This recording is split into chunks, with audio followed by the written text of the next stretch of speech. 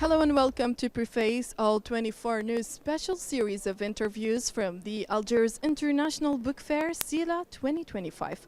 I'm your host, Mara Belaiwer, and today we look back at one of the most powerful voices of liberation, Frantz Fanon, the psychiatrist, thinker and revolutionary who stood by Algeria during its war for independence and helped redefine the very meaning of decolonization.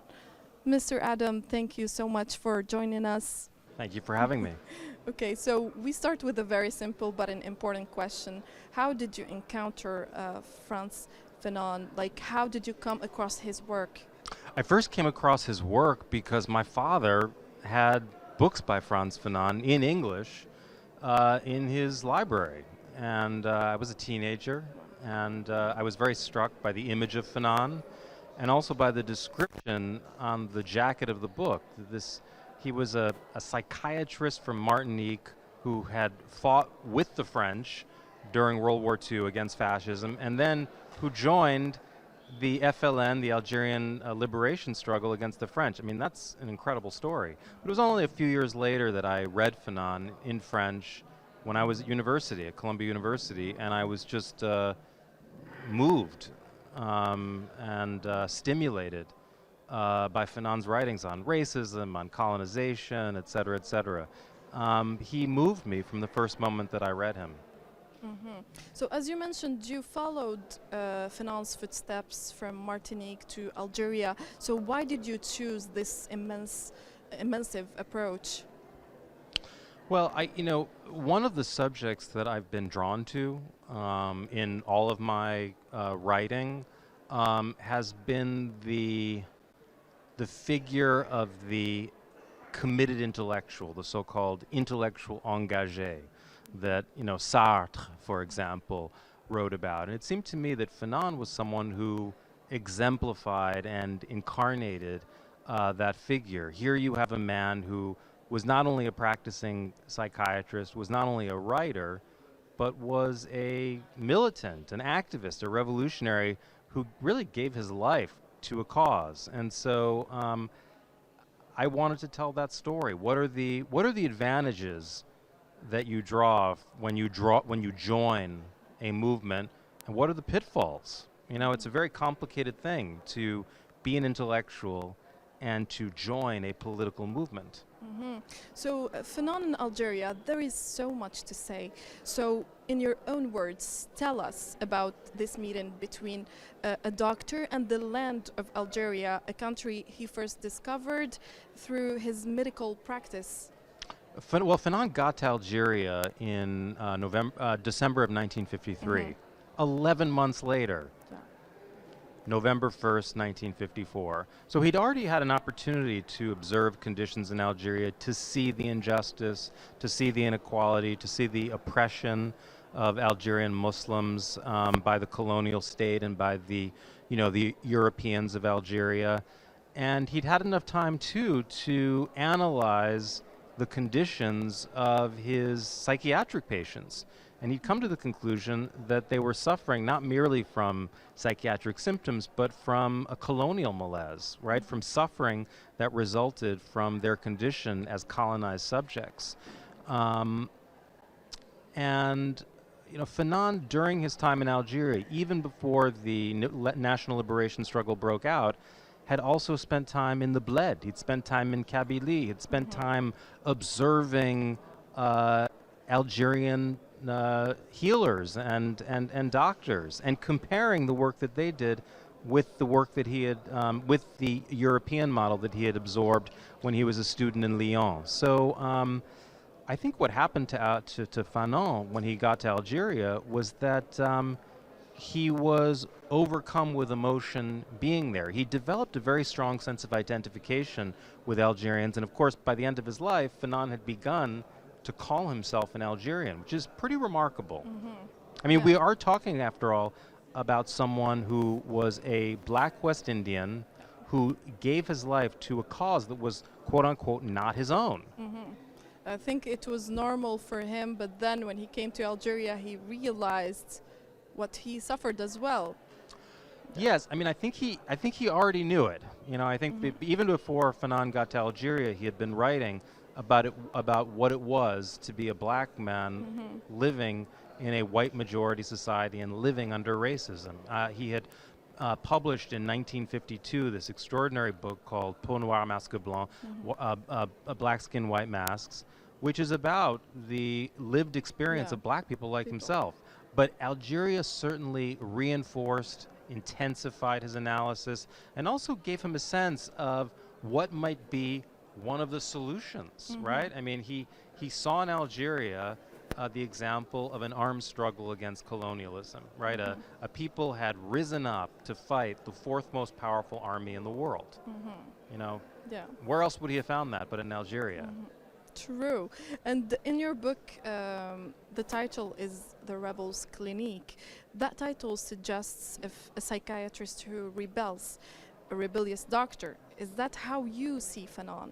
In part, yes. And I mean, my point, you know, in choosing this title was to underscore the fact that that Fanon's politics and his psychiatry are intimately and even inextricably linked. And that Fanon, moreover, was not only a rebel against the forces of domination, against racism, against colonialism, against French rule in Algeria, he was also a rebel within his own profession, right? Fanon was actually waging a struggle against the racist biases of French psychiatry. So Fanon drew the clinical portrait of both the colonized and the colonizer. So this framework later shaped other independence movements beyond Algeria as well. So would you say Algeria became for him a bridge to universal human struggles? Without a doubt. I mean, Fanon, I think Fanon, more than any writer on Algeria's struggle, and there were others, there were brilliant Algerians who wrote about the Algerian struggle. I'm thinking of a person like Mohamed Harbi, the historian, who was himself in the FLN and who knew Fanon, but also, you know, other foreign observers like the French philosopher Jean-François Lyotard. So there are other people writing about Algeria at the time, but no one universalized the Algerian struggle with as much rhetorical power and verve as Fanon did. Fanon saw the Algerian struggle as one of the great acts of human liberation, you know, as an heir to the French and Russian revolutions, and Fanon articulates that very eloquently in the speeches that he gave, for example, in sub-Saharan Africa, where he says that that for him it's impossible to be an African and not support Algeria's struggle. Yeah. True. So could you tell us about his relationship with other FLN activists? I mean, he was a journalist, an advocate, and a psychiatrist. So sure. Yeah. Well, Fanon became quite close to certain leaders in the wilaya where the Blida Joinville hospital was. I think one of the people he was closest to was a commandant, Azzedine. The people that he was closest to in the Algerian national movement inside Algeria tended to be leftists. Were often Kabyle. Shortly before Fanon left Algeria in December of 1956, he was introduced to the leader Aban Ramdan, who had organized the Congress in the Soumam Valley in the summer of 1956. And Aban Ramdan was probably his most important contact in Algeria's national movement until Aban Ramdan tragically was assassinated. But he became very close to other people in the national movement because let's recall Fanon was editing El Mujahid in Tunis, and he was editing it with Pierre Chollet and I'm sorry, I'm forgetting the name of the other colleague that he was working with, but he was working closely with Algerians on El Mujahid. So Fanon wrote in The Wretched of the Earth, the colonized man finds his freedom in and through violence. Coming from a psychiatrist, how should we understand this line? And was it a call for armed struggle? Well, certainly. I mean, Fanon was Fanon was a champion of armed struggle, certainly in the Algerian case. And in Fanon's view, violence was both a practical and an existential or psychological necessity. His argument essentially was that colonialism had imposed a kind of lethargy, almost a drunkenness, a sense of impotence and fatalism among the colonized. They'd lost their sense of subjecthood, of self-mastery, and only through violence, in his view, could they overcome this condition and achieve a sense of agency. And in a sense, violence for Fanon was a kind of shock therapy. It was like electroconvulsive therapy, and in fact, that was something that he practiced as a psychiatrist.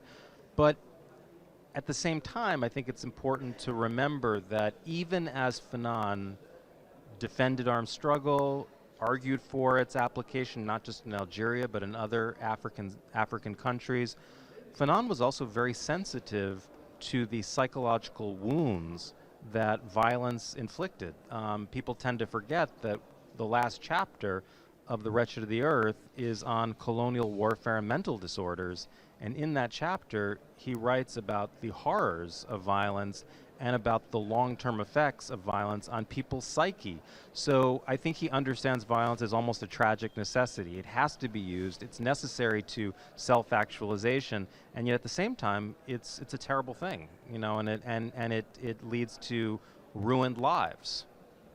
So Frantz Fanon also represents a legacy and a heritage. Would you say these ideas still influence the Algerian vision of freedom and national identity today?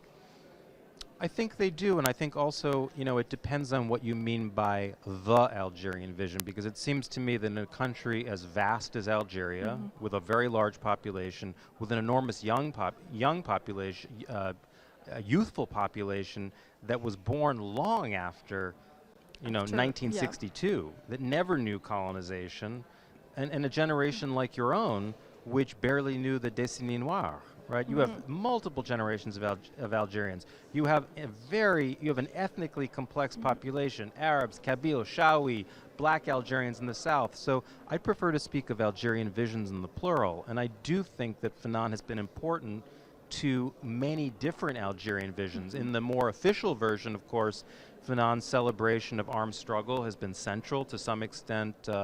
The Algerian exaltation of the armed struggle has a Fanonian dimension, but then you also find that there are younger Algerians who are drawn to Fanon not so much for his vision of anti-colonial struggle as for his critique of neocolonialism or his analysis of the national bourgeoisie, his critique of the post-independent state, and his concern that after independence, the people who had suffered most from colonialism might not get their freedom. They get liberation from colonialism, but political freedom, they might not get it. And so I think Fanon resonates with a lot of different Algerian visions in the plural.